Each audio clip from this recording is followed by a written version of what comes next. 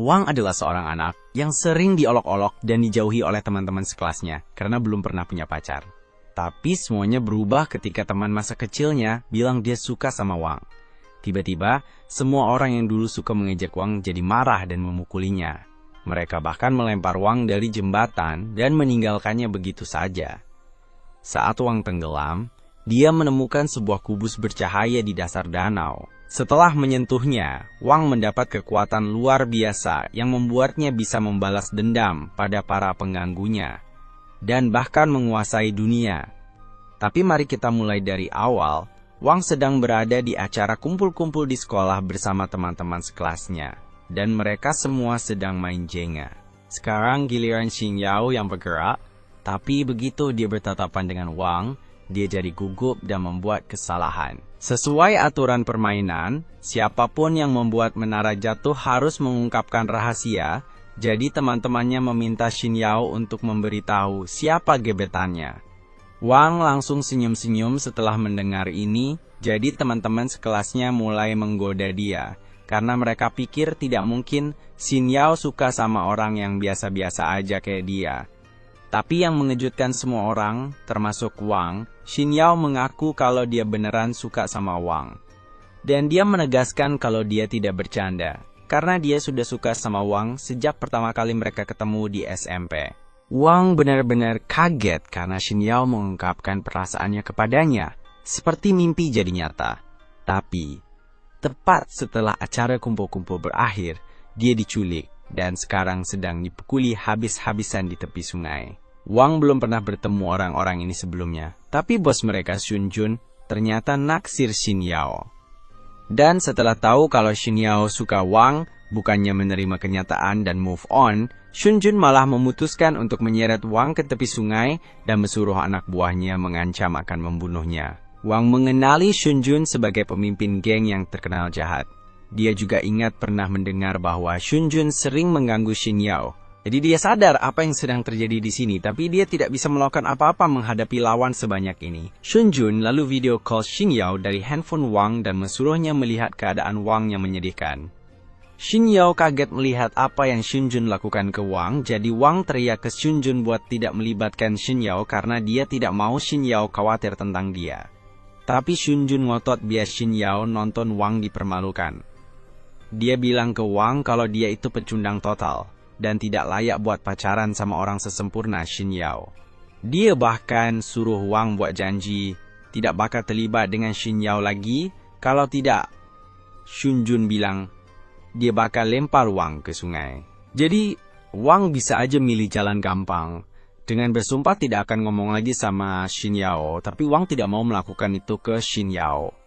Jadi, dia malah nunduk dan sundul kepala orang yang lagi megang dia. Harus diakui, sundulan Wang itu keren banget. Tapi sayangnya, sundulan itu terlalu keras sampai orang yang megang dia tidak sengaja lepasin Wang. Dan akhirnya, Wang jatuh ke sungai. Xun Jun jadi panik banget karena sebenarnya dia tidak ada niat buat bunuh Wang. Dia cuma pengen nakutin Wang biar tidak ngerebut Xin Yao dari dia. Xun Jun teriak-teriak manggil Wang buat memastikan dia baik-baik aja, tapi tidak ada jawaban, jadi mungkin Wang udah tidak ada. Itu artinya Xun Jun baru saja melakukan pembunuhan dan dia membiarkan Xin Yao menyaksikan semuanya. Sementara itu, di dalam air, Wang sedang tenggelam, tapi dia tidak berusaha menyelamatkan dirinya sendiri, karena kalau dia tidak bisa melindungi orang yang dia cintai, rasanya HIDUP sudah tidak ada artinya lagi. Saat hidupnya seperti film yang diputar balik di depan matanya, Wang mendapat kilas balik dari masa kecilnya. Dia baru saja kabur dari sebuah perkelahian, dan menurut standar anak SMP, itu langsung menghancurkan semua popularitas yang dulu dia miliki. Dan untuk benar-benar mempertegas keadaan, dia mendengar dua gadis berbicara tentang betapa cengengnya dia menurut mereka. Waktu berlalu, dan saat hari sekolah berakhir, semua orang pulang, tapi Wang tetap tinggal dan terus cemberut. Akhirnya, Xin Yao keluar dari gerbang, tapi dia berhenti begitu melihat Wang duduk di dekat gerbang. Jadi dia bertanya, ada apa? Wang tetap diam. Jadi Xin Yao mengira mungkin Wang lupa bawa payung dan menawarkan untuk berbagi payung dengannya supaya bisa pulang bareng. Wang menolak tawarannya dan bilang dia bisa pulang sendirian, tapi Xin Yao mengingatkan kalau hujannya masih turun dan dia tidak punya payung, jadi dia bakal basah kuyup. Wang sadar kalau Xin Yao benar, tapi dia bilang dia bisa tunggu di situ sampai hujannya berhenti. Xin Yao selalu berpikir kalau Wang itu lucu banget, tapi kemudian dia melihat ada luka di lengan Wang. Jadi, dia minta Wang untuk memperlihatkannya. Awalnya, Wang tidak mau, tapi Xin Yao bilang dia cuma mau bantu mengobati lukanya. Akhirnya, Wang setuju, dan Xin Yao pun memasangkan plester di lengannya, sambil meniupkan ciuman biar cepat sembuh. Di saat itu juga, Wang langsung membayangkan 50 tahun ke depan hidupnya bersama Xin Yao.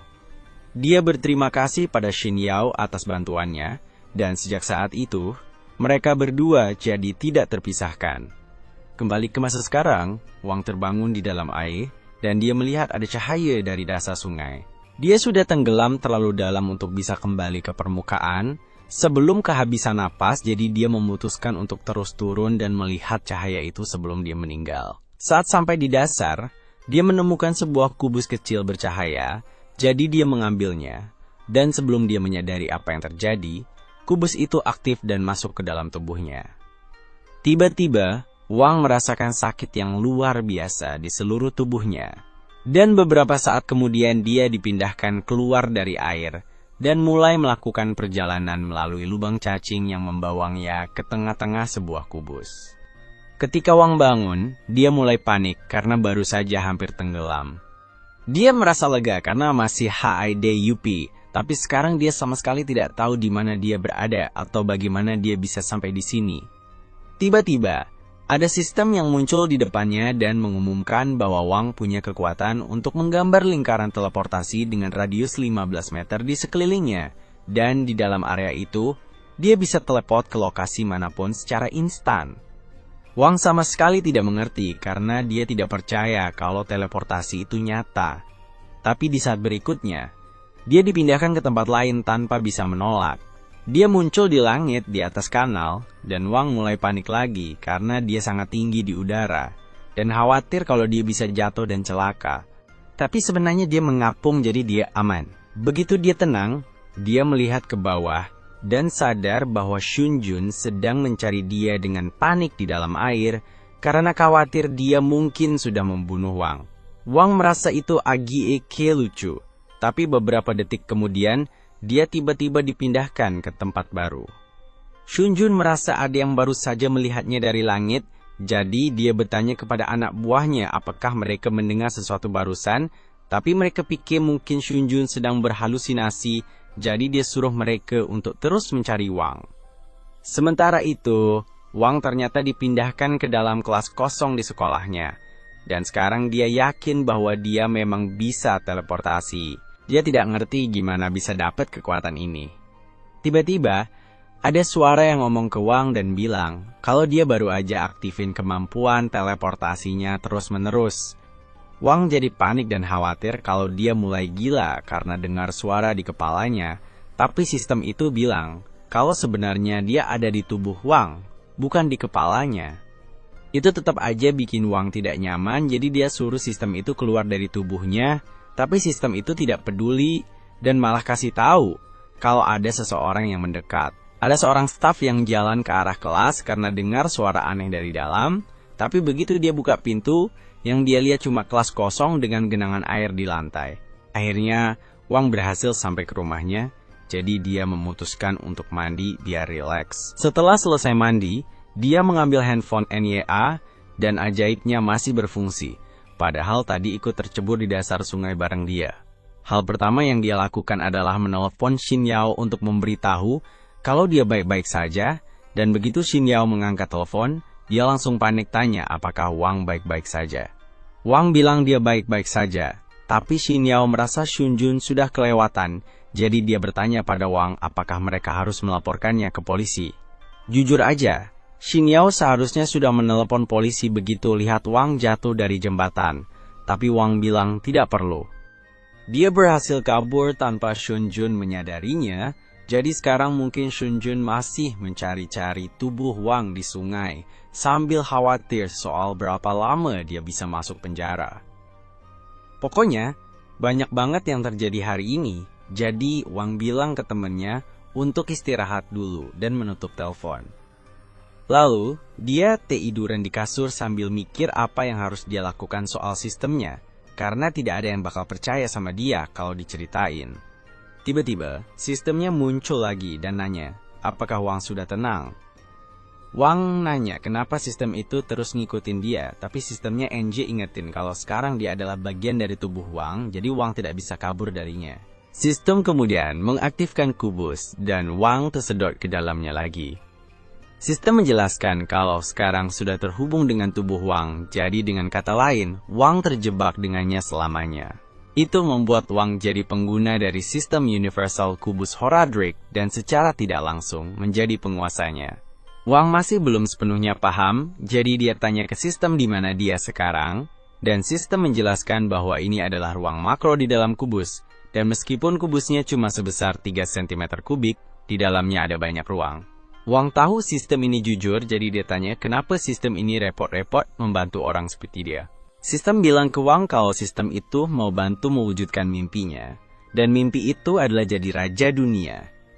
Wang coba latihan teleportasi dengan sistem, tapi energinya cepat habis, jadi dia hampir jatuh dari tepi gedung. Sistem kasih tahu kalau cadangan energinya hampir habis, jadi dia harus batasi teleportasi cuma sekali dalam semenit. Wang putuskan buat istirahat dulu dari latihan teleportasi karena bahaya kalau kehabisan energi waktu lagi di udara tinggi.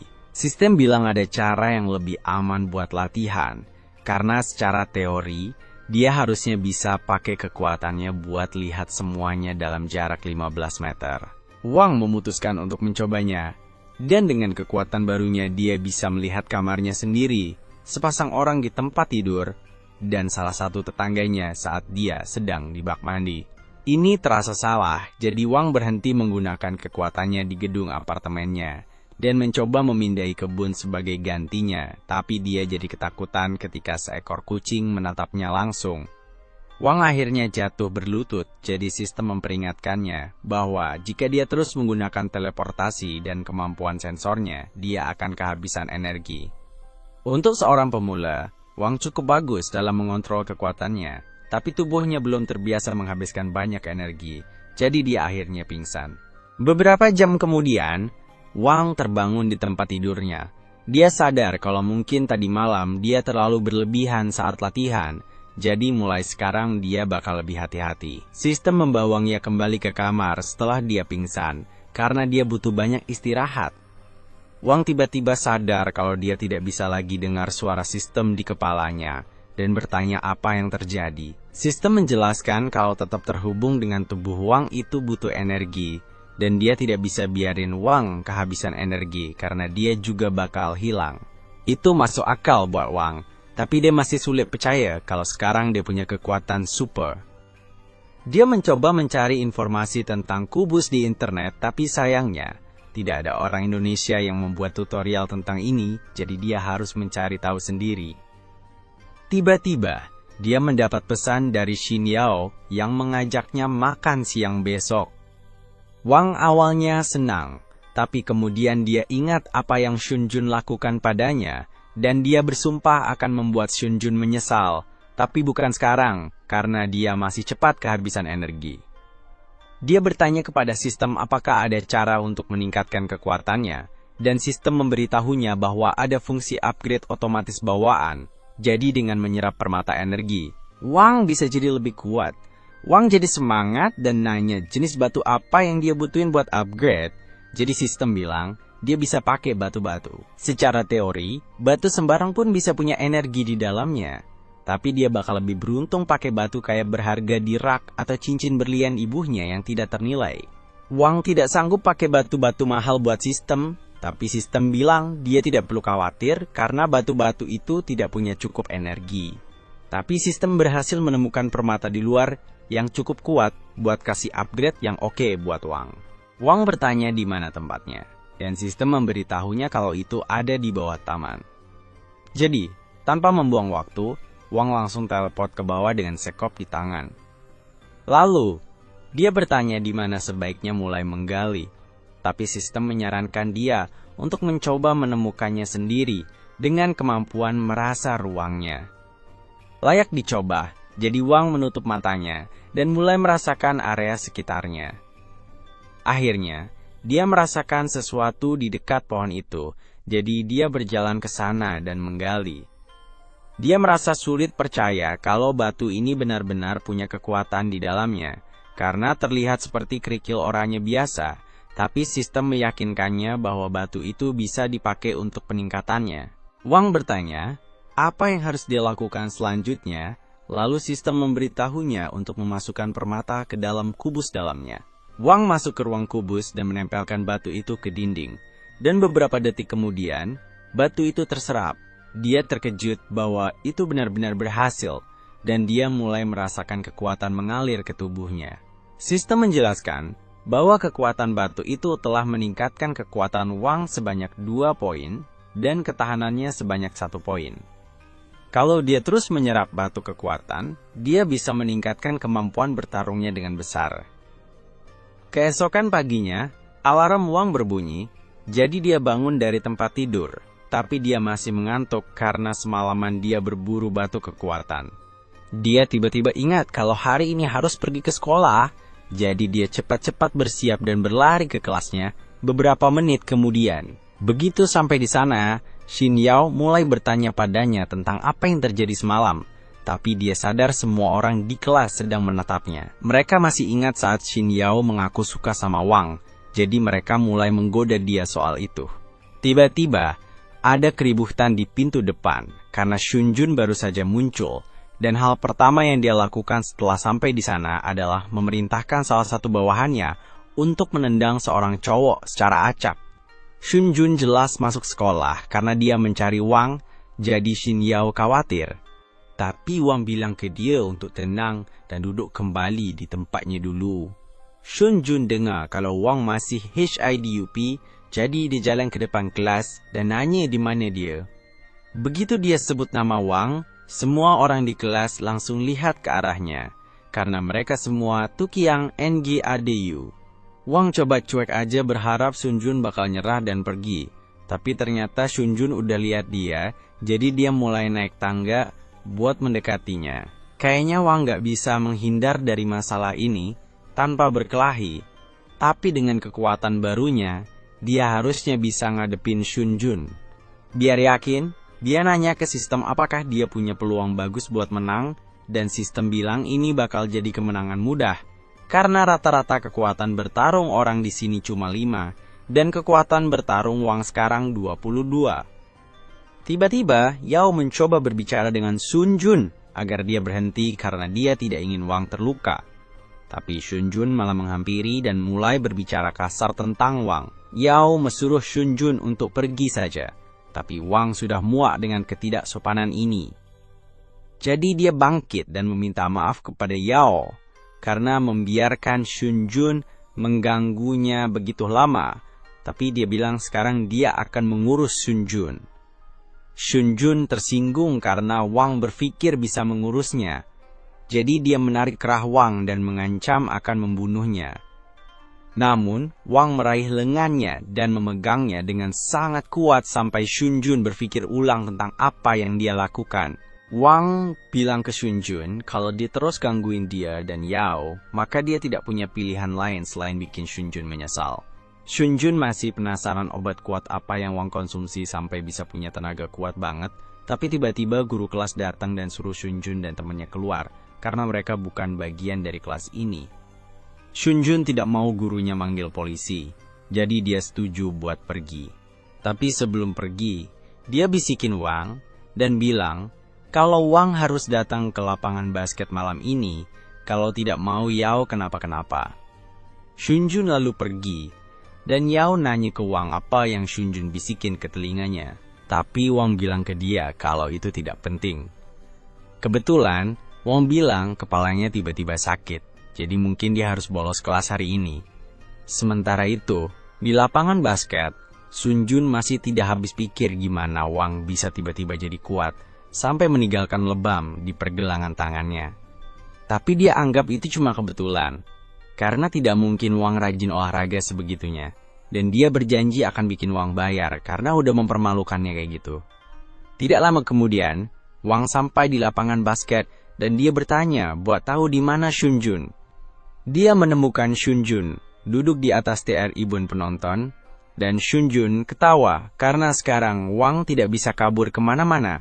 Tidak ada peluang Wang menang pertarungan ini karena Shunjun tidak pernah berencana buat duel 1 lawan 1. Dia bakal hajar Wang bareng gengnya. Sistem udah kasih tahu Wang kalau dia bisa babak belur karena ada 13 lawan di sini. Wang masih pede sama kekuatannya, jadi dia nanya ke sistem seberapa besar peluang dia menang. Dan kagetnya, sistem bilang cuma ada peluang 20% buat menang. Wang jadi tidak sepede sebelumnya, dan Shunjun memperhatikan ini, jadi dia makin ejek Wang. Dia kumpulin semua anak buahnya, dan mereka semua berdiri di depan Wang. Tapi sebelum mulai pukulin, Shunjun bilang, dia kasih Wang satu kesempatan terakhir buat minta maaf dan mohon ampun. Tapi, Wang mulai menghina Shunjun dan geng kecilnya, karena dianggap terlalu takut untuk bertarung 1 lawan 1. Dia mencoba memancing Shunjun supaya mau bertarung sendirian, sehingga Wang punya peluang menang yang lebih besar. Shunjun tahu ini, tapi dia tidak bisa membiarkan hinaan itu begitu saja, jadi dia hampir saja menyerang Wang. Tapi sebelum disempat, salah satu anak buahnya maju dan bilang akan bertarung melawan Wang untuk Shunjun. Qiang adalah petarung terkuat di geng Shunjun, jadi semua orang yakin kalau Wang tidak punya kesempatan melawan dia. Bahkan Wang juga ragu apakah dia bisa menghadapinya, jadi dia meminta sistem untuk menganalisis kekuatan bertarung Qiang, dan ternyata cuma 10, jadi seharusnya tidak terlalu sulit untuk dikalahkan.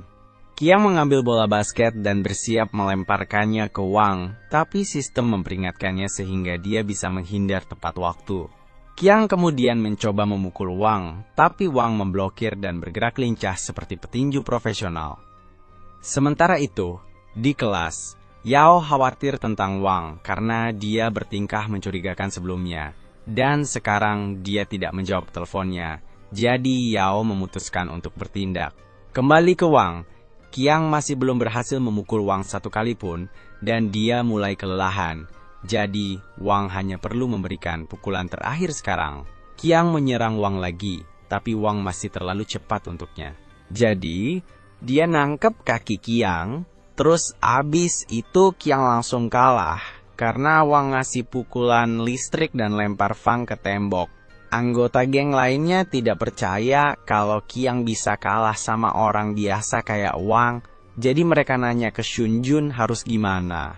Shunjun cuma ketawa dan bilang, meskipun Wang bisa kalahin Qiang, mereka masih terlalu banyak buat Wang lawan sendirian, jadi Wang bakalan tetap kalah.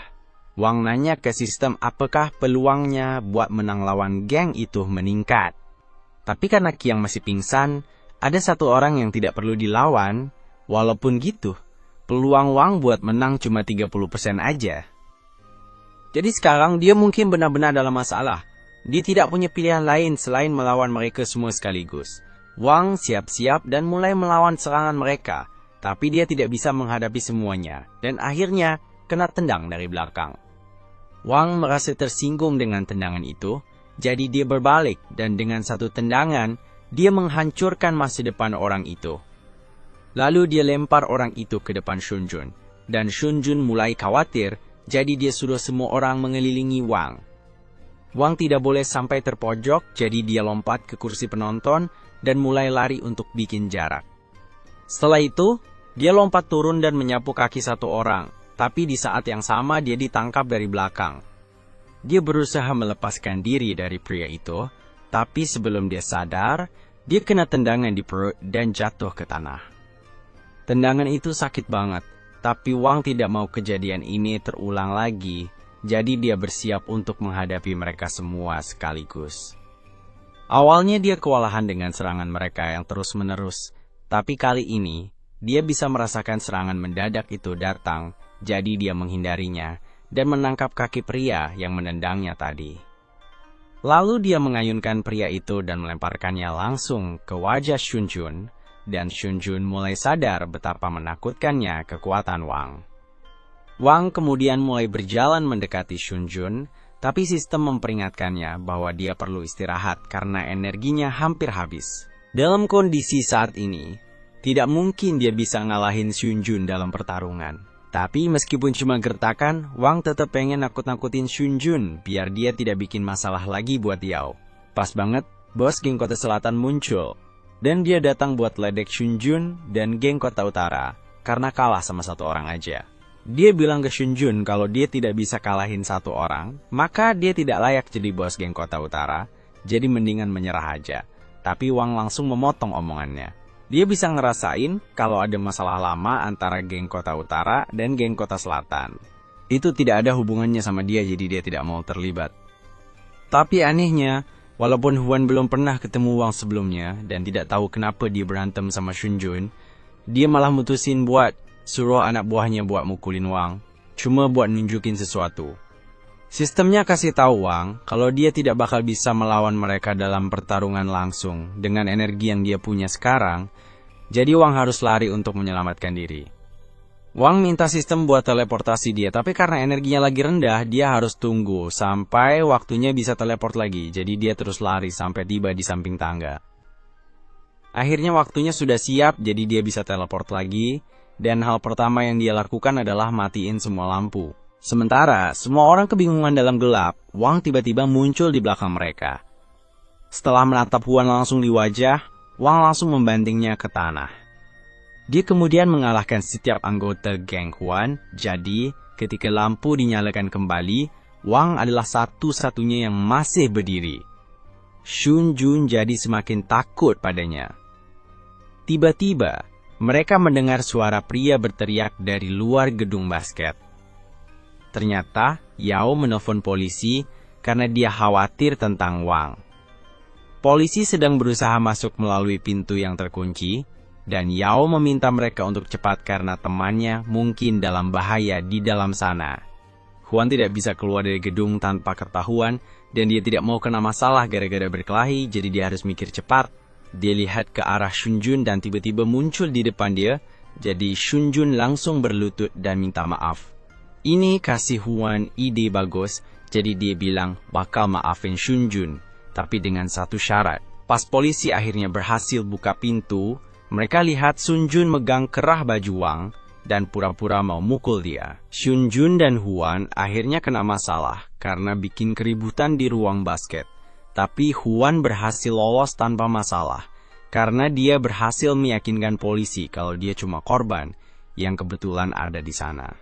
Dia juga meminta Shunjun berjanji untuk tidak mengganggu Yao lagi, jadi masalah itu selesai. Tapi, perkelahian itu membuat Wang sadar kalau ada batasan pada kekuatannya, jadi dia harus semakin kuat secepat mungkin. Untuk itu, dia perlu mencari lebih banyak batu permata. Dia mencoba mencari di toko perhiasan, tapi langsung sadar kalau dia terlalu bokek untuk membeli salah satu dari itu. Dan dia juga tidak mau mencuri. Dia sempat berpikir untuk cari sugar mama supaya bisa beli batu permata, tapi itu tidak sepadan. Akhirnya, Wang memutuskan untuk keluar dan mencari batu permata di alam liar. Dia bawa banyak perlengkapan dan pergi ke pegunungan terdekat supaya bisa mulai mencari batu permata.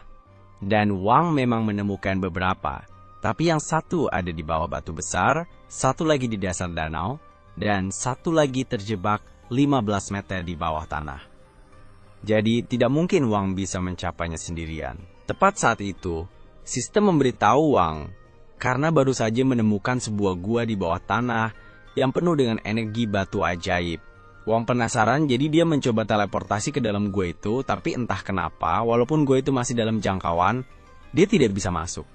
Sistem menjelaskan bahwa, jika suatu area benar-benar tertutup rapat, maka Wang tidak bisa teleportasi ke dalam.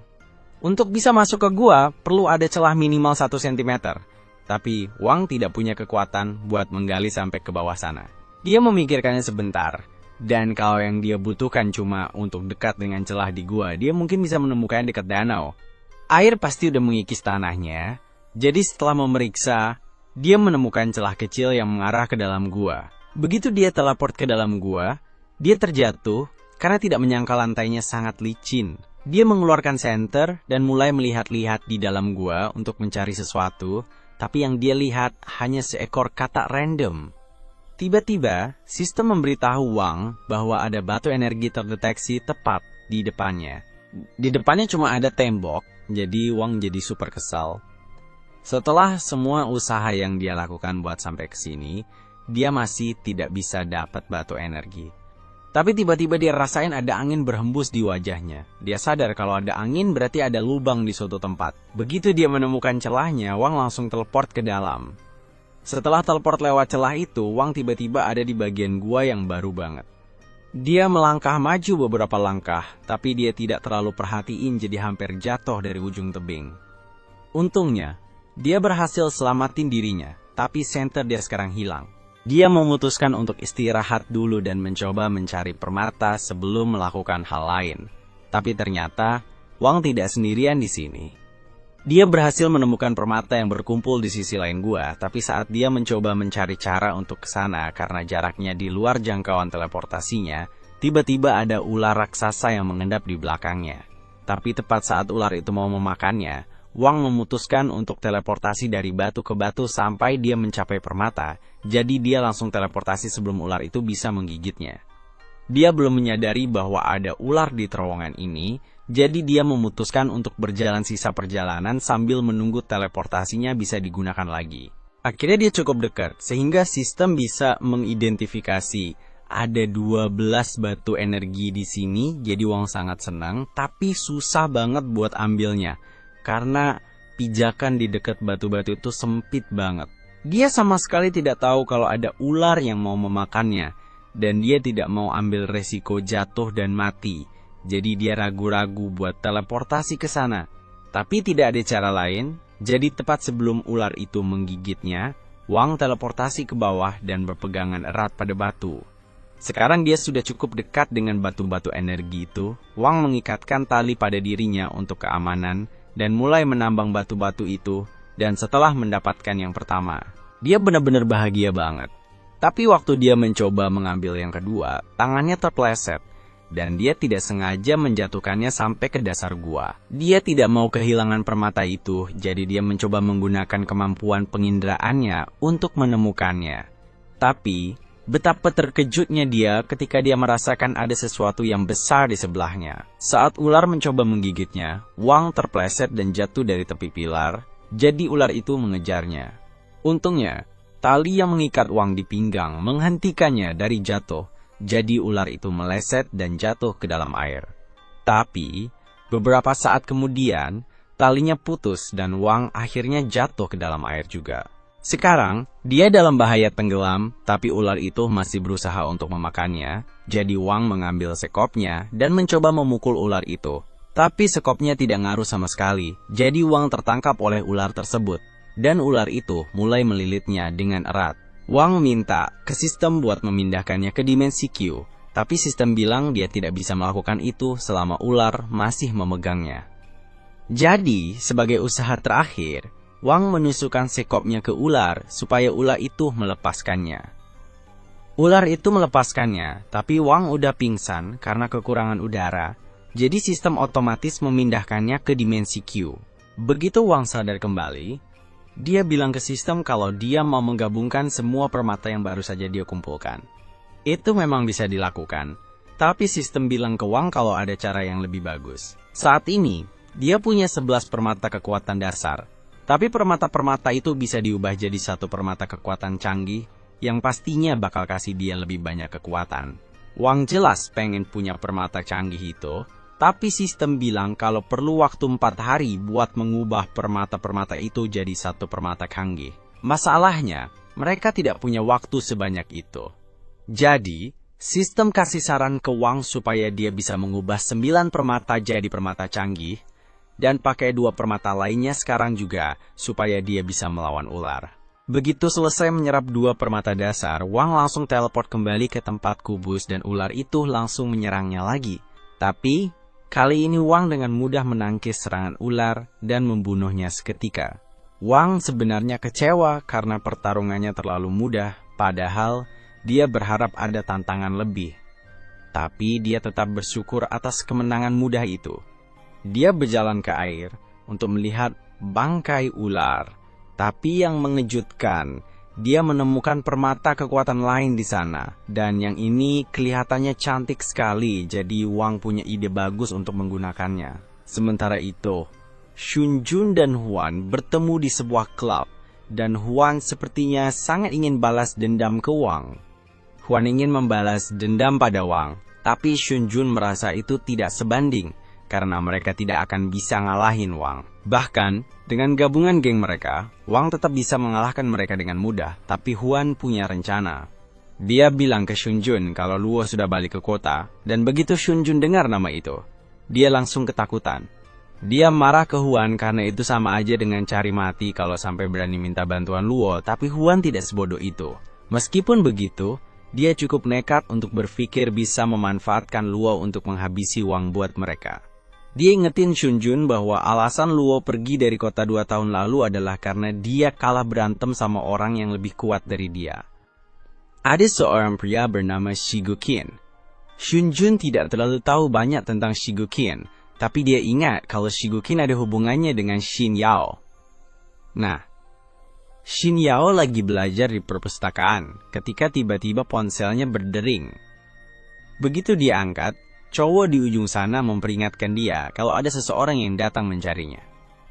Tiba-tiba, Xin Yao dikelilingi oleh 4 pria berpakaian jas dan sepertinya mereka tidak di situ buat ngasih permen, jadi Xin Yao langsung berdiri dan lari ke pintu.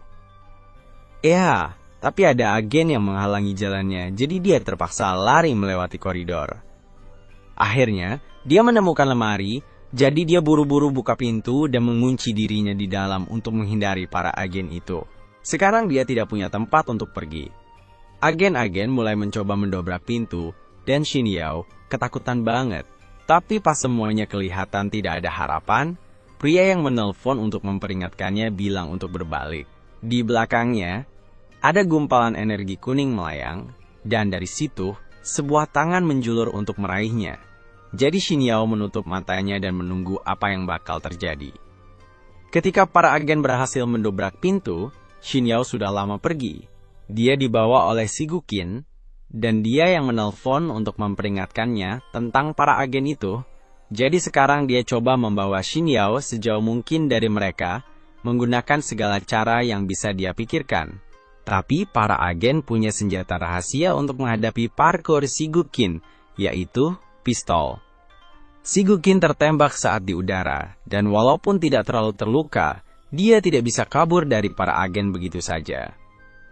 Jadi, dia menurunkan Xin Yao dan membuat penghalang untuk melindunginya sambil bersiap untuk bertarung. Shigukin melompat dari tebing, dan begitu mendarat, dia langsung ninju salah satu agen hingga membuatnya pusing 7 keliling. Agen lain berlari mendekatinya untuk menyerang. Jadi Shigukin meninjunya sambil melawan 2 agen lainnya. Akhirnya, salah satu dari mereka berhasil menjegal Shigukin, dan sekarang setelah menangkapnya, dia menyeret Shigukin ke udara. Setelah bertarung sebentar di udara, pria itu berhasil membanting Shigukin ke sebuah gedung dengan bantuan 3 temannya. Tapi begitu debunya hilang, ketiga temannya sudah KO. Shigukin, di sisi lain, baik-baik saja. Tapi aku yakin setidaknya ada 10 orang tak bersalah yang meninggal di gedung itu. Shigukin masih menghadapi seorang agen, jadi dia keluar dari gedung sambil melepas jaketnya karena situasinya akan jadi serius. Agen itu sudah bosan membuang waktu, jadi dia memutuskan untuk habis-habisan dan mengangkat gedung kedua untuk dilemparkan sebagai proyektil. Orang-orang di gedung itu mungkin berharap tadi tidak masuk kerja, tapi mereka tidak bisa berbuat apa-apa saat agen itu melemparkan gedung ke arah Shigukin. Tanpa berkeringat sedikit pun, Shigukin menangkap gedung dengan kekuatannya, memecahkannya menjadi bagian-bagian, dan melemparkannya kembali ke agen itu. Agen mencoba melindungi diri, tapi Shigukin dengan mudah memampatkan semua blok itu sampai terjadi ledakan besar yang membuat Shigukin dan agen terlempar ke versi dunia yang terbalik. Shigukin kesal karena semuanya jadi begini, karena bakal merepotkan banget buat dia, dan dia masih harus berurusan dengan agen dulu. agen mengeluarkan pistolnya dan mengarahkannya ke Shigukin. Aku tidak ngerti apa yang dia pikirkan. Pistol akan berguna melawan Shigukin yang baru saja menangkap gedung. Tapi semuanya tidak ada artinya, karena pistol itu tidak berfungsi di dimensi ini, dan Shigukin juga kehabisan waktu. Energi kuning mulai mengelilingi Shigukin, dan saat itu terjadi, agen terlempar ke belakang ke dalam air. Waktu kemudian mulai mundur, dan Shigukin berharap semuanya bisa berjalan berbeda di waktu berikutnya. Akhirnya, semuanya kembali normal, dan Shin Yao terbangun kembali di mejanya di perpustakaan. Dia tidak ingat apa yang baru saja terjadi, dan dia melihat Wang muda berdiri di sebelahnya meminta bantuan, karena dia tidak mengerti PR matematikanya. Kembali ke masa sekarang, Huan terus berbicara tentang rencananya. Luo punya masalah besar dengan Shigukin, jadi jika mereka memainkan kartu mereka dengan benar, mereka mungkin bisa memaksa Huan untuk bertarung dengan Luo dengan menggunakan Xin Yao sebagai umpan. Besoknya, Wang seharusnya ketemu Yao buat ngedete, tapi dia telat, dan pas Wang coba telepon, Yao tidak angkat. Wang merasa aneh karena biasanya Yao tidak pernah tidak jawab telepon dari dia, tapi mungkin aja Yao lagi sibuk, jadi Wang memutuskan buat nunggu sedikit lebih lama. Tapi akhirnya, dia dengar ada yang ngomong tentang kejadian di kompleks apartemen tempat Yao tinggal. Dan Wang langsung punya firasat buruk tentang ini, jadi dia buru-buru lari buat lihat keadaan Yao. Tapi sayangnya, pas dia sampai, dia lihat banyak mobil polisi, dan ibu Yao lagi nangis karena Yao diculik. Polisi bilang mereka bakal selidiki buat cari Yao. Tapi Wang tidak mau nunggu lama-lama, jadi dia harus cari tahu siapa di balik semua ini. Pas lagi mikir gitu, Wang lihat Shunjun jalan di kerumunan dekat situ dan dia langsung curiga kalau Shunjun pasti ada kaitannya. Jadi, tidak lama kemudian, Wang memojokkan dia di gang gelap dan minta penjelasan. Awalnya, Shunjun pura-pura bego dan kayak tidak tahu apa-apa. Tapi terus Wang pukul dinding dan ancam Shunjun kalau kepala dia bakal kena hal yang sama kalau tidak segera cerita. Shunjun langsung ngaku dan ngasih tahu Wang semua rencana yang dibuat sama Huan. Sementara itu, Huan sedang menyesali keberadaan sel-sel otaknya yang bodoh yang membuatnya berpikir bahwa ini adalah rencana yang bagus. Luo sudah tahu bahwa Huan berusaha memanfaatkannya dan dia benci dimanipulasi, tapi dia juga benci Shigukin, jadi kalau rencana Huan bisa membuat Shigukin muncul, dia akan ikut main. Tapi itu tidak berarti dia sudah memaafkan Huan, jadi saat ini Luo sedang main golf dengan mulut Huan. Xin Yao sedang terikat di sudut ruangan dan dia ketakutan setelah melihat apa yang baru saja dilakukan Luo pada Huan, jadi dia mencoba menghindari kontak mata. Tapi kemudian Luo berjalan langsung ke arahnya. Dia bilang dia mau nanya beberapa pertanyaan ke dia, dan dia harus jujur karena dia tidak segan-segan bikin wajahnya babak belur kayak yang dia lakukan sama Huan. Dia tanya apa hubungannya sama Shigukin. Tapi Yao benar-benar tidak pernah dengar nama orang itu sebelumnya. Luo tidak percaya karena mereka punya catatan kalau Shigukin pernah mempertaruhkan nyawanya melawan orang-orang hebat cuma buat nyelamatin dia. Jadi tidak mungkin. Yao tidak tahu siapa dia. Bisa jadi Shigukin pernah nyelamatin Yao tanpa ngasih tahu identitas aslinya, jadi dia beneran tidak tahu siapa Shigukin. Tapi Shigukin jelas tahu siapa Yao, dan kelihatannya dia peduli banget sama Yao, jadi aneh aja kalau dia belum muncul buat nyelamatin Yao padahal dia udah diculik. Bahkan jika Shigukin muncul, pelayan tidak yakin kalau Luo bisa menang lawan Shigukin dengan kekuatan yang dia punya sekarang. Luo pikir itu konyol karena dia udah habisin banyak uang buat nyewa banyak petarung profesional demi balas dendamnya. Tapi mereka belum benar-benar tahu seberapa kuat Shigukin sebenarnya, jadi pelayan itu tidak yakin mereka bisa menang lawan dia. Dan mungkin bukan keputusan yang bijak buat membunuh atau menyakiti Yao sebelum mereka punya rencana buat menghadapi Shigukin. Luo ngerti maksudnya, jadi dia tenang dan setuju untuk tidak ganggu Yao dulu dan keluar dari ruangan itu. Sementara itu, Shunjun baru aja selesai menjelaskan gimana Huan meyakinkan Luo buat menculik Yao karena hubungannya dengan dosa Shigukin. Wang tidak ngerti sama sekali. Jadi dia nanya ke Shunjun tentang siapa SIH sebenarnya Shigukin ini, dan kenapa Luo percaya bisa pakai Yao buat memancing dia keluar. Shunjun ingetin Wang tentang kejadian beberapa tahun lalu yang hampir bikin Shin Yao diculik. Cerita yang beredar di masyarakat adalah, ada orang baik hati yang kebetulan lewat dan nyelamatin dia. Tapi sebenarnya, orang itu adalah Shigukin. Sejak hari itu, banyak orang coba cari Shigukin, tapi gak ada yang berhasil, karena Shigukin selalu misterius dan gak ninggalin jejak. Kecuali satu kali waktu dia muncul dan bikin 2 jari Luo patah. Sejak hari itu, Luo jadi terobsesi buat menemukan Shigukin supaya bisa balas dendam. Wan memutuskan untuk memanfaatkan situasi ini dan memberi Luo beberapa informasi agar Luo mau menculik Yao. Tapi, biar jelas, Shunjun dari awal tidak setuju dengan rencana ini, jadi dia sama sekali tidak terlibat. Wang sudah cukup mendengar semuanya, jadi dia siap untuk menyelamatkan Yao. Dan karena Shunjun tidak terlibat, Wang membiarkannya pergi. Akhirnya, Wang tiba di lokasi konstruksi tempat Yao ditahan. Tapi saat mendekat, sistem memperingatkannya bahwa ada 7 ahli bela diri yang tangguh di sana. Wang sadar ini bisa jadi masalah, jadi dia bertanya ke sistem apakah pemrosesan permata energi itu sudah selesai. Tapi masih butuh waktu 30 menit lagi untuk menyelesaikan prosesnya. Sekarang, Wang bisa saja menunggu sampai dia mendapatkan tambahan kekuatannya, tapi dia tidak tahu apakah Yao aman, jadi dia tidak bisa buang-buang waktu. Saat dia berjalan menuju bangunan itu, Luo dan timnya melihatnya, dan walaupun Wang bukan Shigukin, Luo berpikir akan seru untuk mengganggunya, jadi dia suruh para ahli bela dirinya untuk menghadapi Wang. Tapi mereka cuma bisa melawannya satu persatu, karena menyerangnya sekaligus tidak akan seru buat ditonton. Wang berjalan ke gerbang depan, dan dia hampir memecahkan gembok untuk masuk. Tapi dihentikan oleh seorang ahli bela diri, bernama Pablo. Dia memberitahu Wang bahwa kunci tersebut diperkuat dengan penghalang supernatural, jadi jika dia mencoba membukanya dengan paksa, dia akan mendapat serangan balik yang parah dan mati. Dalam situasi itu, Wang meminta kunci untuk membuka kunci tersebut, tapi Pablo tidak bisa memberikannya. Dia punya perintah untuk membunuh siapapun yang mencoba naik ke lantai atas, jadi dia memberi Wang kesempatan untuk mundur dan pulang.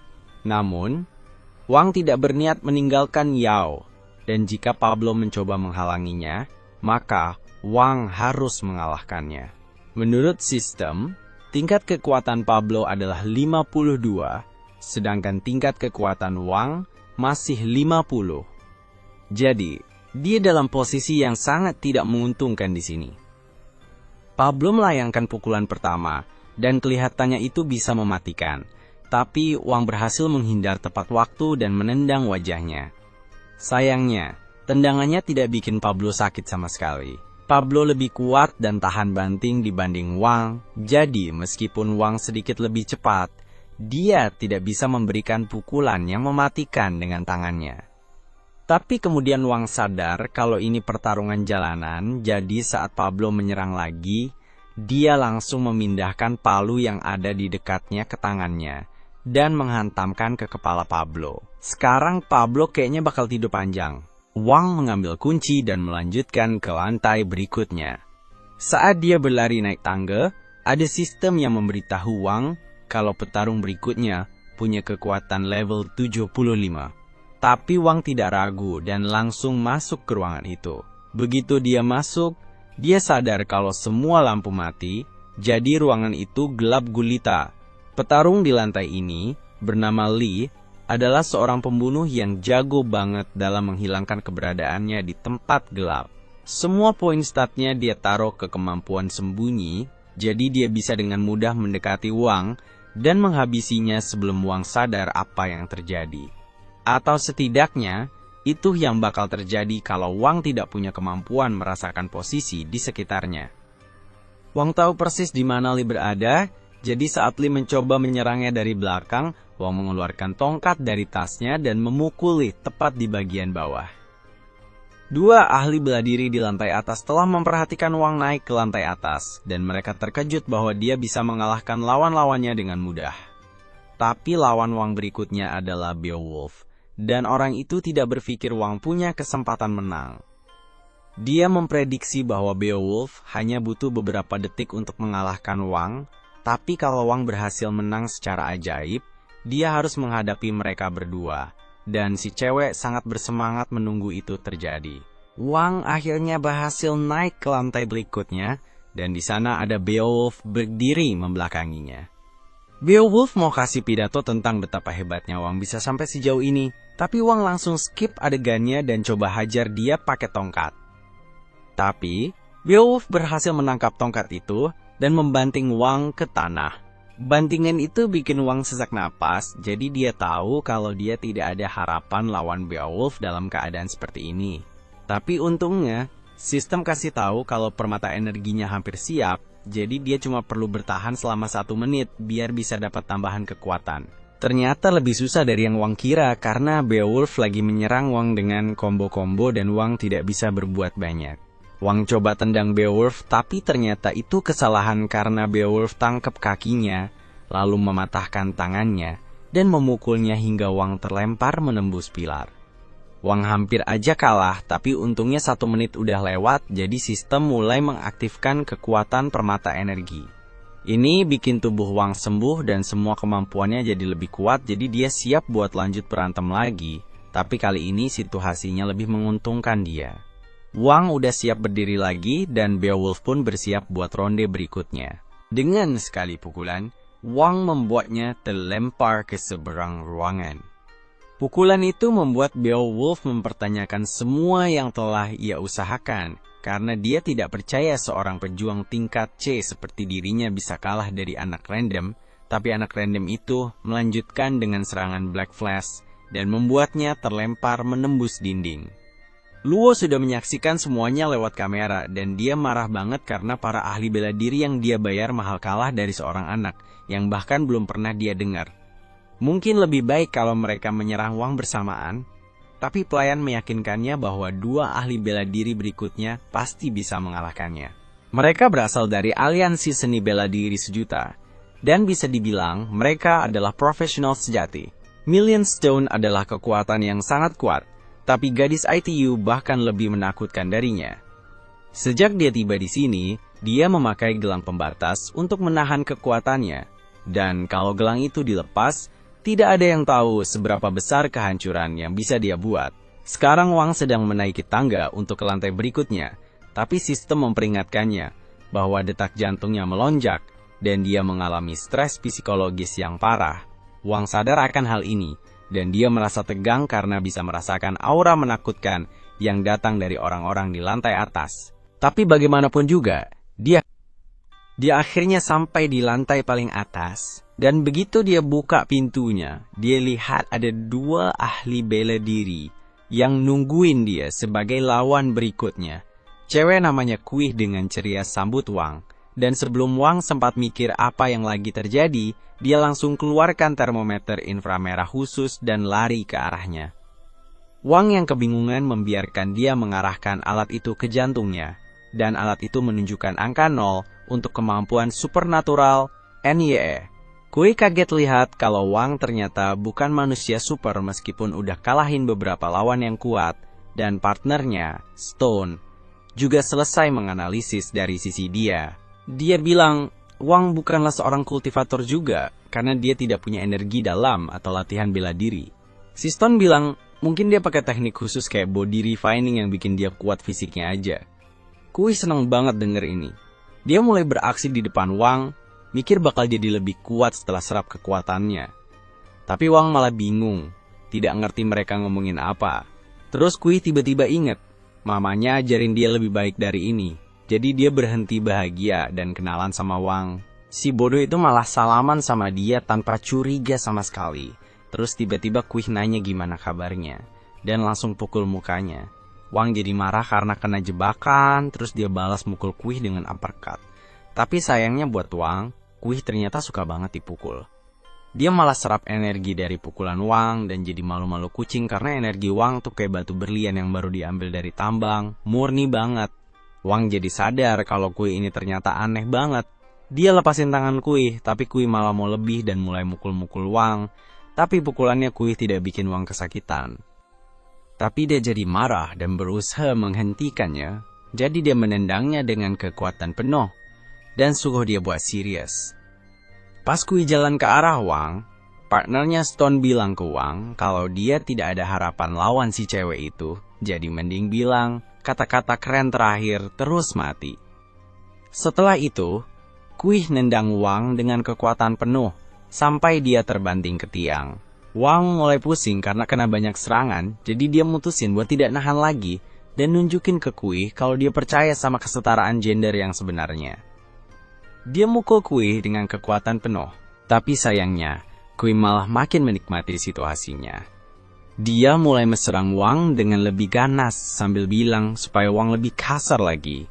Wang nurut dan mulai menghajar Kuih, tapi Kuih terus bilang, "Lebih keras, Daddy." Stone jadi khawatir sama kondisi mental Kuih. Kuih menyerang Wang lagi, dan tiba-tiba energi gelap yang tersembunyi dalam dirinya muncul ke permukaan. Tapi sebelum dia bisa pakai energi itu buat bertarung, Stone menghentikannya, bilang kalau dia tidak boleh pakai kekuatannya. Tapi Kuih tidak mau dengar. Dia terus jalan ke arah Wang sambil tangannya berubah jadi cakar. Dia bilang kalau dia mau menyerap kekuatannya Wang biar jadi lebih kuat, jadi dia sama Stone bisa bebas dari organisasi mereka. Dia jadi kayak beringas gitu dan serang Wang, sahabat kulitnya, pakai cakar tajamnya, pas Wang lagi berusaha bangun setelah serangan pertama. Kuih serang dari belakang dan jilat darahnya. Wang berhasil dorong dia mundur dan terus keluarin tongkat besi buat lawan Kuih. Tapi Kuih udah makin kuat setelah minum darahnya, dan dia dorong Wang ke tembok belakang. Wang sadar kalau dia lagi tidak diuntungkan sekarang, dan mutusin buat fokus penuh ke pertarungannya. Tapi pas Wang baru aja berdiri, Kuih langsung serang lagi, hampir aja kena lehernya pakai cakar tajam. Wang nunggu Kuih serang lagi biar bisa balas, tapi Kuih menghindari tendangannya, dan lompat dari atas, keluarin energi tersembunyi lagi. Wang berhasil menghindar serangannya dan coba mukul pakai tongkat, tapi Kuih sekarang jauh lebih cepat. Dia gampang banget menghindar serangan Wang dan bergerak ke belakangnya buat hisap darah dan kekuatannya. Pas Wang dorong dia menjauh, Kuih mulai kehilangan kendali karena energi gelapnya berubah jadi kayak serigala di sekitar tubuhnya. Stone sadar kalau dia sekarang masuk ke area yang berbahaya. Dia lempar jarum ke titik tekanan di tubuh Kuih buat bikin dia pingsan. Wang kaget banget, kayak lihat sesuatu yang tidak pernah dia bayangin sebelumnya. Sambil terus mantengin Wang, Stone lari ke arah Kuih, pakai jarum buat tusuk titik tekanan lain di tubuhnya, biar energi berlebihnya tidak merusak badannya. Wang mikir kalau dia pasti kalah kalau harus lawan Kuih dan Stone sekaligus, jadi dia mutusin buat kabur aja. Tapi Stone tahu kalau Wang mau kabur, terus dia kirim serangan angin ke arah Wang, bikin terdorong mundur. Wang kaget, karena dia tidak lihat serangan apa tadi, tapi Stone juga lagi tidak fokus, karena Kuih baru aja naik level dan dia butuh pertolongan medis cepat. Stone mutusin buat cepet-cepet selesaiin pertarungan ini dan lemparin pisau angin ke Wang, tapi si kubus ngasih tahu arah serangannya dan Wang bisa menghindar. Stone kaget banget Wang bisa menghindar dari serangan yang tidak kelihatan itu. Dan dia jadi makin waspada sama pertarungan ini. Tiba-tiba Kuih mulai mengerang kesakitan. Stone langsung ninggalin pertarungan buat nolongin partnernya, dan terus bilang ke Wang buat lanjut, dan selamatin ceweknya di atas. Wang kaget banget sama perubahan sikap mendadak ini, dan dia nanya ke Stone apakah dia menyerah, sambil bilang kalau jangan sampai Stone serang dia dari belakang nanti. Stone jadi kesel karena dia tidak bisa bertarung sementara Kuih lagi dalam kondisi kayak gini. Tapi dia juga tidak bisa mengaku kalah karena nanti organisasinya tidak bakal ampuni dia. Wang sadar juga soal ini, dan dia mutusin buat manfaatin situasi ini buat pojokkan Stone, biar tidak balik lagi, samperin dia. Dia bilang karena Stone tidak mau mengaku kalah, berarti pertarungan mereka belum selesai. Sadar kalau dia tidak bisa gampang meyakini Wang buat pergi, Stone akhirnya memutuskan buat keluarin koin 1 juta, simbol dari organisasi dia, dan bikin sumpah darah di atasnya buat tidak serang Wang dari belakang. Dia bilang kalau sumpah darah itu janji paling sakti yang bisa dibuat sama seorang kultivator, Terus dia bilang juga kalau dia bakal jadi debu kalau melanggar perjanjian sama Wang. Wang merekam semua trik itu di handphone NWA dan terus nerima koin dari Stone, sambil bilang kalau dia percaya sama orang yang punya integritas. Terus dia mutusin buat ledek kekalahan besar itu di muka Stone, sambil ingetin dia buat bersikap baik lain kali. Dan entah gimana si ahli bela diri itu tetap tenang di depan orang yang nyebelin ini yang meledek dia. Wang kabur bawa barang itu, dan Stone langsung hubungi anggota ketiga dari kelompok mereka, bilang kalau mereka harus balik ke markas cepetan karena Kuih lagi tidak enak badan. Si cewek nanya detailnya, tapi tiba-tiba ada yang serang dia dari belakang, bikin dia pingsan sebelum sempat ngomong lebih lanjut. Di sisi lain, Chu Mushan, pembunuh bayaran terakhir yang disewa sama Lu, milih buat ikutan bertarung setelah tahu semua orang lain udah kalah. Lu panik pas dengar ini dan langsung konfirmasi ke pelayannya. Si pelayan bilang kalau yang lain udah kalah dan saranin buat cabut dari gedung sekarang. Lu mulai panik, mikirnya si Gukin yang kalahin semua pembunuh bayaran itu. Tapi Chu udah tidak peduli lagi soal itu. Buat dia, Wang lebih seru buat dihadapi dibanding si Gukin. Lu nanya kenapa gitu. Si pelayan ngasih tahu kalau Stone udah bikin gencatan senjata sama Wang, dan Lu langsung kaget dengernya. Dia bilang ke Chu, dia bakal kasih bayaran 3 kali lipat kalau Chu urusin Wang. Tapi Chu yang sombong, tidak suka kalau ada yang coba-coba perintah dia. Boneka Chu keluarin serangan ke arah Lu, tapi untungnya si pelayan berhasil menghentikannya. Dan bilang ke si orang kaya itu kalau semuanya udah di luar kendali mereka sekarang. Wang naik ke lantai berikutnya, dan langsung masuk lewat pintu. Wang ngomong ke sistem itu, kamu bilang aku punya 7 lawan, dan kayaknya sekarang tinggal 2. Sistem itu jawab, tentu saja, tapi mereka udah hilang. Aku tidak tahu kemana mereka pergi. Setelah itu, Chu muncul, udah nungguin Wang, dan bilang kalau dia itu lawan terakhirnya. San gabung sama asistennya dan kenalin diri ke Wang. Sistem itu bilang ke Wang kalau kekuatan bertarung mereka itu 7, yang bikin Wang kaget banget. Terus mereka berdua bilang ke Wang kalau nama mereka Chu Mushan. Wang nanya ke sistem itu, yakin NIH soal kekuatan mereka? Sistem itu jawab, tentu saja. Tapi komponen dari boneka dalamnya aneh dan rumit, dan di dalamnya ada permata tingkat menengah. Setelah itu, Chu bilang ke Wang buat tidak usah khawatir, ngomong gini. Kamu cuma bocah dibandingin sama orang level B, dan kasih tahu kalau kekuatan Wang tidak sebanding. Tapi, dia juga bilang kalau alam itu mengurangi yang berlebihan dan meningkatkan yang kurang. Terus, dia serang Wang dan kasih pukulan keras yang bikin Wang nabrak tembok. Habis itu, Chu deketin Wang, tunjukin senjatanya, dan bilang ke Wang, kamu nekat banget, cuma andelin kekuatan kasar, sementara aku andelin teknik. Jadi, ada kayak mantra, teleportasi instan, dan teknik murni gitu. Pas dia lagi ngobrol, Wang lempar botol-botol ke Chu, tapi Chu berhasil nangkis dan tidak kena sama sekali. Terus, Wang serang Chu dan kasih pukulan, tapi Chu berhasil blok dan balas pukul, bikin Wang jatuh ke tanah. Tapi Wang tidak mau menyerah, dia serang lagi Chu, tapi tetap aja tidak kena. Chu berhasil menghindar dan blok semua serangan Wang. Terus, Chu mulai kasih beberapa pukulan ke Wang, bikin dia luka-luka, tapi pukulannya tidak terlalu berpengaruh ke Wang. Tapi, setelah itu, Wang mulai berdarah. Chu serang Wang lagi, tapi Wang lempar tanah buat alihkan serangannya. Abis itu, Wang langsung serang dan kasih beberapa pukulan, tapi Chu berhasil nangkis dan mengelak lagi. Mereka berdua saling serang, tapi Chu berhasil kasih pukulan kuat pakai kekuatan sihirnya, buat Wang mundur. Ini bikin Chu bisa mukul Wang keras lagi. Terus, Chu keluarin boneka Shan dan bikin boneka itu kasih pukulan sihir ke Wang, bikin Wang cedera. Abis itu, Chu tidak berhenti kasih pukulan cepat dan banyak ke Wang, tapi Wang berusaha menghindar.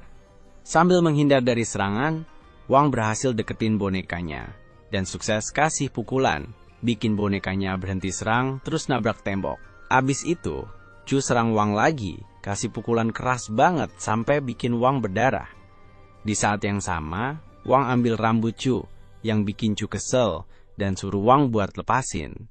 Chu mulai mukulin Wang, biar rambutnya dilepas, tapi Wang tidak mau lepas. Terus, Wang pegang rambut Chu erat-erat dan kasih pukulan keras banget sampai Chu mental ke tembok. Rambutnya jadi rontok dan ada di tangan Wang. Wang mikir, kalau lawannya manusia biasa, pasti udah tidak bisa bangun lagi. Terus, Chu bangun lagi dan nanya ke Wang gimana caranya bisa bangun lagi. Chu bilang, tidak nyangka Wang bisa hancurin mantra pelindung cuma dengan satu pukulan. Terus, dia bilang ke Wang, lo kuat banget. Tapi kalau aku tidak ningkatin cara bertarung aku lawan lo, duit yang aku keluarin bakal sia-sia. Abis itu, rambutnya jadi putih, terus dia pakai kekuatan magisnya, bilang ke Wang, siapapun yang lihat aku kayak gini bakal mati. Dia langsung serang Wang dan mendaratkan beberapa pukulan kuat. Tapi Wang berusaha membela diri, tapi tidak bisa. Chu menyerang berkali-kali pakai kekuatan sihirnya. Pukulan-pukulan itu bikin Wang terdorong, hampir jatuh dari gedung, tapi dia berhasil selamatin diri. Setelah itu, bonekanya nembakin proyektil sihir ke Wang, tapi Wang berhasil mengelak dan makin dekat ke bonekanya. Wang nangkep bonekanya, mikir bisa kalahin dia, tapi bonekanya juga nangkep Wang. Chu berhasil kendaliin mereka berdua sekaligus, banting Wang ke tembok dengan keras. Abis itu, Chu mendekati Wang dan nanya, kamu tahu tidak nilai mantra yang kamu pasang di badanmu? Wang jawab, aku tidak peduli. Chu bilang, setiap satu harganya 5 juta, dan dia bisa kendaliin Wang lewat mantra itu. Terus, dia kasih pukulan kuat ke Wang yang bikin ledakan gede. Sementara itu, Lu nonton perkelahian dan bilang, wah, ini keren banget. Xin Yao di sampingnya, sedih banget soal Wang. Kita pindah ke Chu yang bilang, perang buat Wang udah selesai, dan perang itu cuma buang-buang duit. Tapi tiba-tiba Wang muncul lagi, bawa sekop, bikin Chu kaget banget. Marah, Chu nanya gimana Wang bisa tahan pakai sekop itu. Wang jawab, kaget kan? Ini kekuatan sekop petani. Cuma modal $1. Chu balas, oke deh, ayo kita main lagi. Sambil bilang ke Wang kalau dia bakal nambah 1 miliar buat kalahin Wang. Chu serang Wang pakai boneknya, tapi Wang udah siap banget buat serangan itu. Dia malah balas serang pakai sekopnya sendiri. Chu kaget banget. Dia mikir, kok bisa ya Wang pakai teknik jarak dekat gitu. Terus Wang bilang ke Chu, aku punya jurus rahasia, dan kamu maksa aku buat pakai itu. Aku salut sama kamu. Kamu jago. Wang pegang tali Chu. Terus Chu bilang ke Wang, aku pasang 5 mantra. Kita lihat seberapa lama kamu bisa tahan. Dia coba narik talinya dari Wang, tapi tidak bisa. Wang jawab, kamu lupa ya kalau kamu udah kasih mantra seharga 5 juta ke aku. Wang narik Chu ke arahnya, dan kasih beberapa pukulan yang kuat dan cepat. Bikin Chu sampai nabrak dinding, terus Wang merasa capek banget tapi tetap lanjut. Sekarang kita pindah ke Lu dan asistennya. Asistennya bilang ke Lu, kita harus kabur sekarang. Lu jawab, aku tidak bisa kabur sekarang. Dia bilang ke asistennya kalau dia tahu diselamatin, karena dia anak ketiga dari keluarga Yan, dan kalau dia mati, bakal bikin malu keluarganya. Asistennya janji, itu tugas saya buat melindungi Anda, Tuan. Lu lepas sarung tangannya dan bilang ke asistennya, kamu tahu kan aku selalu punya kartu as, dan bisa ubah pertarungan jadi menang. Ini bukan balas dendam sembarangan. Aku udah taruh semua yang aku punya buat kesempatan ini, jawab asistennya. Kalau gitu, aku bakal pakai semua kekuatanku buat jaga nyawamu. Sekarang kita balik ke Wang. Soal batu di dalam bonekanya, waktunya buat meledak udah makin dekat. Habis itu, Chu kabur. Bilang dia tidak bertarung dengan efektif, tapi semuanya masih di bawah kendalinya. Dia arahin mantra lain ke Wang, tapi tiba-tiba tempat itu jadi gelap, bikin Chu kaget. Dia bilang, tidak berhasil NIH, bikin dia marah. Terus dia kaget lagi pas Wang muncul dari gedung. Wang serang Chu, tapi dia balas lempar mantra ledakan ke Wang. Wang berhasil hindarin dengan terbang di udara, tapi Chu tidak menyerah. Dia lempar beberapa serangan lagi. Beberapa serangan berhasil dihindari Wang, tapi ada juga yang kena dan bikin dia nabrak batu. Habis itu, Chu mengarahkan pukulan ke Wang pakai mantra sihir di batu gede yang bikin batu-batu di sekitarnya meledak. Tapi Wang pakai sekopnya buat menghindar dan balik menyerang Chu. Shan berhasil hilangin beberapa mantra dari batu-batu itu, tapi ada batu lain yang meledak besar, hampir kena Wang. Wang ingat Xin Yao dan sadar dia harus selamatin dia, bikin semangatnya balik lagi. Dia serang Chu lagi dan berhasil kasih beberapa pukulan yang kuat. Wang dan bonekanya Chu masuk ke ruangan sistem, tapi terus Wang balik lagi buat hindari dari jatuh parah. Terus, tidak lama setelah itu, Wang pingsan. Begitu bangun, dia langsung manggil-manggil Xin Yao, mikir dia mau selamatin Xin Yao. Wang langsung jalan ruangan Xin Yao berada. Dia tanya, mereka udah kabur belum? Dia ketemu musuh sebelumnya dan nanya, Xin Yao di mana? Dia ketakutan banget dan bilang, tolong jangan bunuh aku. Lepasin aku. Wang marah banget dan tanya lagi, Xin Yao di mana? Dia akhirnya tunjukin tempatnya. Dan Wang langsung ke sana. Nabrak hancurin kayu sampai jebol. Begitu masuk, dia lihat tubuh Xin Yao. Dia coba melepaskan ikatannya, tapi Yao memperingatkan dia, cepat keluar dari sini. Ada bom di bawah kursi. Kalau dia bergerak, itu bakal meledak langsung. Pas Wang lihat bomnya, Yao suruh dia cepet pergi dan selamatkan diri. Wang bilang ledakan tadi lebih parah, tapi lu kunci pintu di belakang mereka. Bilang kalau ruangan ini dibikin sama Chu Mushan. Terus ada sistem yang bilang ke Wang, kamu tidak bisa pakai kekuatan teleportasi instan di sini. Lu bilang, aku bakal nunggu di sini dan lihat kamu mati. Wang nanya ke sistem itu, gimana cara matiin bom ini dengan aman? Sistem itu jawab, potong kabelnya sesuai urutan. Wang ikutin petunjuknya dan lempar bomnya ke dalam kubus, tapi batu di dalam boneka meledak, bikin Wang pingsan. Lu marah banget dan teriak, bomnya kemana? Dia langsung masuk ke kamar mereka dan mulai nembak. Asistennya Lu buru-buru minta cepat kabur. Setelah Yao kena tembak, Wang coba peluk dia sambil bilang, bertahan ya. Terus si Guqin muncul dan bilang ke Wang, kamu tidak bisa selamatin dia, lalu ngambil Xin Yao dan pergi. Wang coba ngejar mereka, tapi tidak bisa menyusul. Si Guqin sindir Wang, kamu bahkan tidak bisa lindungi diri sendiri, apalagi dia. Dia loncat pergi bawa Yao. Wang lari ke jendela, marah, cariin Yao, tapi tidak kelihatan. Dia lihat ke arah Yao dan bilang, kamu tidak tahu apa-apa soal dia atau dunia kekuatan super. Menyalahkan diri sendiri untuk ini, dan bilang dia bakal NGURUS semuanya. Setelah itu, dia menghilang, ninggalin Wang yang nangis sambil inget-inget momen indah bareng